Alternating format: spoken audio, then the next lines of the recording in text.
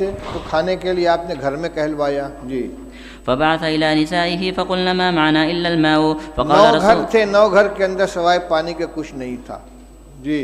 فقال رسول الله صلى الله عليه وسلم من يضم أو يضيف هذا. ایک بات درمیان میں عرض کر دوں، مولانا سعد صاحب نے بھوپال میں تقریر کی ہے کہ دعوت اور تعلیم دونوں سنت کے راستے سے ہٹ گئے ہیں، اور مثال اور دعویٰ کیا کیا ہے کہ صحابہ کرام رضی اللہ تعالیٰ عنہ خود رسول اللہ صلی اللہ علیہ وسلم کے گھر کا انتظام کرتے تھے. یعنی طالب علم کی یہ ذمہ داری ہے کہ وہ استاذ کی کفالت کرے. کہتے ہیں کہ صحابہ جنگل جاتے تھے، لکڑیاں کاٹ کے لاتے تھے، اس کو جلانے کے قابل بنا کر فروخت کرتے تھے، اور رسول اللہ صلی اللہ علیہ وسلم کے 9 گھروں کے اندر تازہ بکری کا گوشت روزانہ پہنچاتے تھے.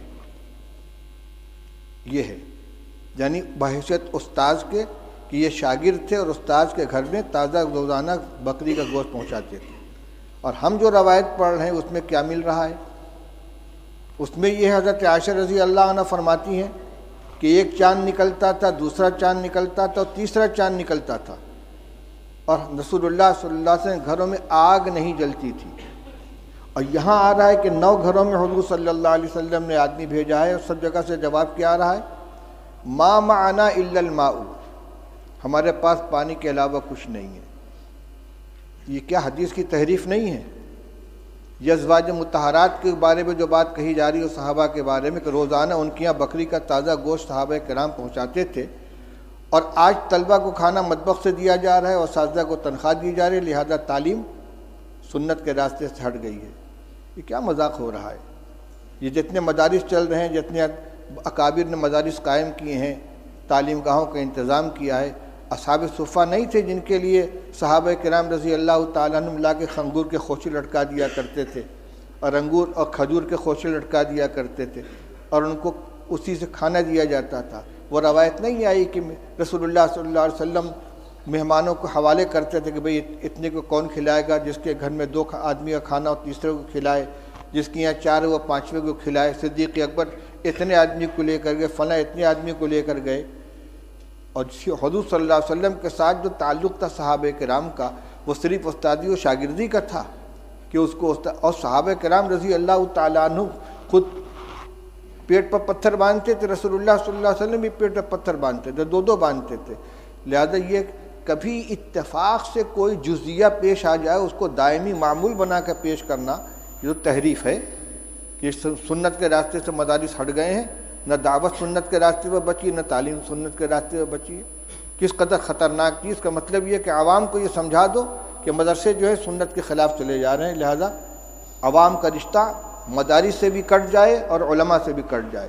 یہ انتہائی خطرناک رجحان ہے، جو اس کا مطلب یہ کہ سب کو باطل تنظیموں کے حوالے کر دیا جائے. ان کو نہ مدرسوں سے تعلق رہے گا عوام کا، نہ علماء سے تعلق رہے گا، پھر بھیڑیا آئے گا اچک کے لے جائے گا ان کو.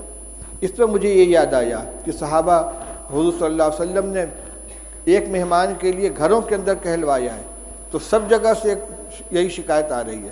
حضرت انس رضی اللہ تعالیٰ عنہ کی روایت پڑھ چکے ہو کہ بدبودار جس میں مہک پیدا ہو گئی تھی، ایسی چربی لے کر حضور کی خدمت میں پہنچے ہدیہ کے طور پر، اور کہتے ہیں کہ رسول اللہ صلی اللہ علیہ وسلم کی 9 ازواج مطہرات تھیں اور کسی گھر میں کھانے کو نہیں رہتا تھا.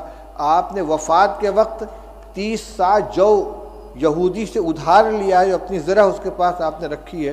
کس زمانے میں یہ گوشت دیا جاتا تھا بھائی کہ وفات کے وقت حضرت عائشہ حضرت رسول کریم صلی اللہ علیہ وسلم مقروض تھے یہودی کے، اور غلہ تھا. حضرت عائشہ رضی اللہ عنہ کی روایت پڑھ چکے ہو کہ آدھا وسق جو تھا میرے پاس، رف پہ رکھا ہوا تھا، اس میں سے میں کھایا کرتی تھی. ایک دفعہ تول دیا تو سب ختم ہو گیا.